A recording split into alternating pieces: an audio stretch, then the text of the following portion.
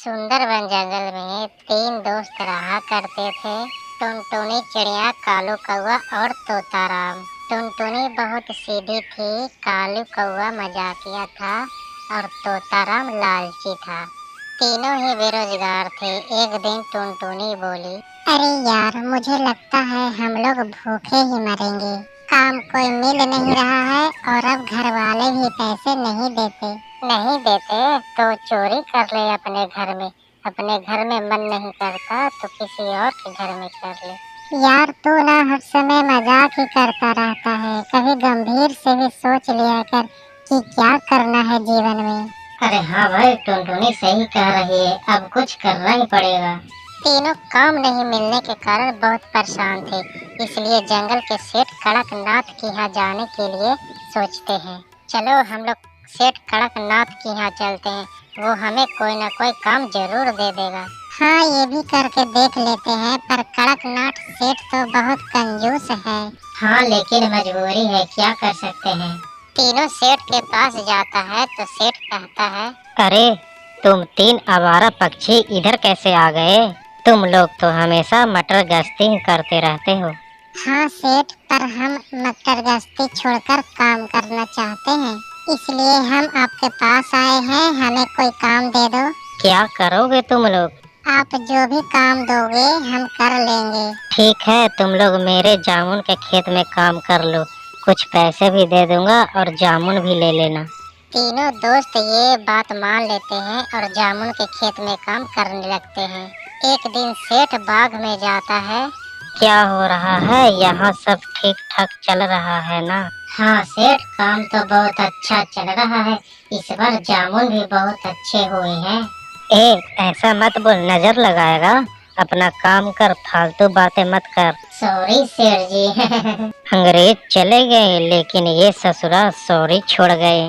तभी टुनटुनी सेठ से कहती है, सेठ जी, 1 महीना पूरा होने वाला है, हमारे पैसे तैयार रखना।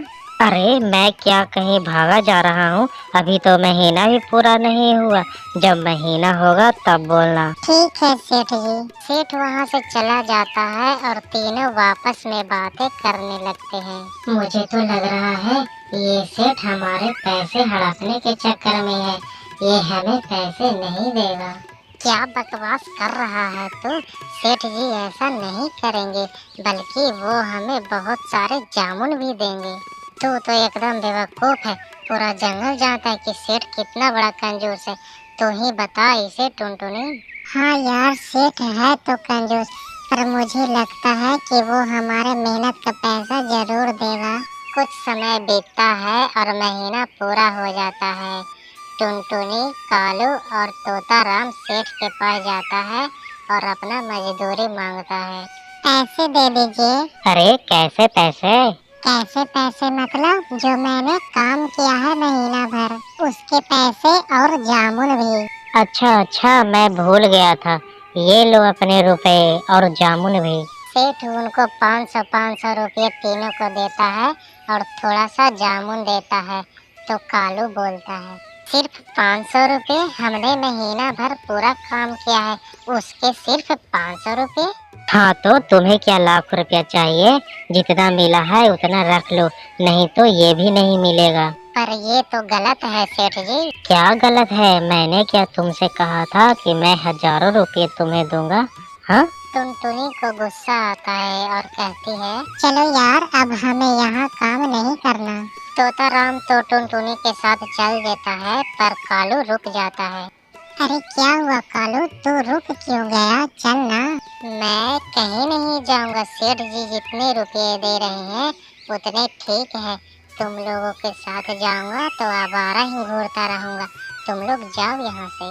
कालू, तू ये क्या बोल रहा है? तू पैसों के लिए अपने दोस्तों का साथ छोड़ देगा?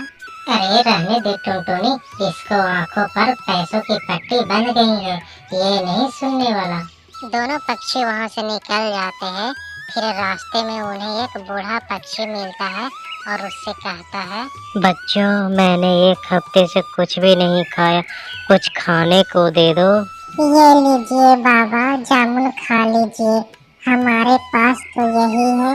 अगर आपको कुछ खाना है तो बताइए, मैं खरीद कर खिला सकती हूँ, मेरे पास कुछ पैसे भी हैं।